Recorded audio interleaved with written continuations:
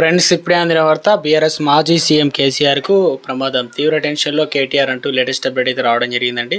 So ఆ వివరాలు ఏంటనేది వీడియోలో తెలుస్తుందా? వీడియోని స్కిప్ చేయకుండా పూర్తిగా చూడండి. కంప్లీట్ ఇన్ఫర్మేషన్ అయితే అర్థమవుతుందండి. మీలో ఇంకెవరైనా సరే మన ఛానల్ సబ్స్క్రైబ్ చేయకుండా వస్తున్నట్లయితే వెంటనే మన ఛానల్ సబ్స్క్రైబ్ చేసుకోండి. ప్రభుత్వం నుంచి వచ్చే లేటెస్ట్ అప్డేట్స్ అన్ని కూడా మీ ఫోన్ నోటిఫికేషన్ రూపంలో అందించడం జరుగుతుందండి.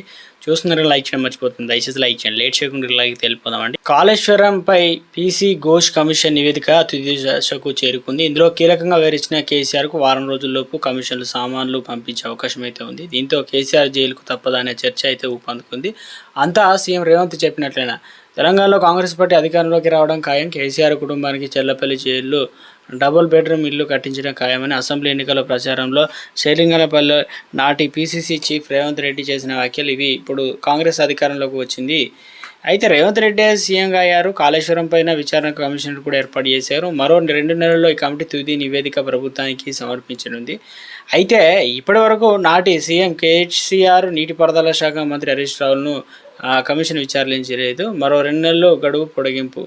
అయితే కాళేశ్వరం బ్యారేజీల నిర్మాణంలో కీలక సూత్రధారి అయిన మాజీ సీఎం కేసీఆర్ను క్రాస్ ఎగ్జామినేషన్ చేసేందుకు జస్టిస్ పీసీ ఘోష్ కమిషన్ సిద్ధమైంది. ఇందుకు సంబంధించిన నివేదికను మే 22న ప్రభుత్వానికి సమర్పించాలని భావించింది. కానీ అనూహ్యంగా కమిషన్ విచారణ జూలై 31కి పొడిగిస్తూ ప్రభుత్వం నిర్ణయం తీసుకోవడం సంచలనం రేపుతుంది. నీటిపారుదల శాఖ ముఖ్య కార్యదర్శి రాహుల్ బొజా ఇందుకు సంబంధించి జీవో జారీ చేశారు. దీంతో సహజ న్యాయ సూత్రాల ప్రకారం అవినీతి అభియోగాలపై సంజయ్ చెప్పుకోవడానికి కేసీఆర్ను విచారణకు పిలువనట్లు తెలుస్తుంది. కేసీఆర్ ఇచ్చే సమాధానాల ఆధారంగా నిర్ణయం తీసుకోవాలని కమిషన్ భావిస్తున్నట్లు సమాచారం. మే 24 లోపు నివేదిక సమర్పణ. మరోవైపు ఛత్తీస్గఢ్, అదేవిధంగా విద్యుత్ కొనుగోలు, Yadadri Bhadradri thermal power plant విచారణ జరిపిన జస్టిస్ నరసింహారెడ్డి కమిషన్ ఇప్పటికే కేసీఆర్ సమాలు పంపింది.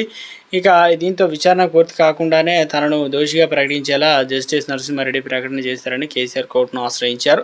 ఈ క్రమంలో నరసింహారెడ్డి అభియోగాలపై అభ్యంతరం తెలిపిన సుప్రీంకోర్టు ఆయన విచారణ నుంచి తప్పించి ఆ తర్వాత విచారణ బాధ్యత చేపట్టిన జస్టిస్ మదన్ భీమ్రావ్ లోకూర్ విద్యుత్ కొనుగోలు, థర్మల్, నిర్మల్పై కేసీఆర్ వివరించిన లేఖలను పరిగణలోకి తీసుకోవడం విశేషం. కాగా కాళేశ్వరంపై దాదాపు 400 పేజీల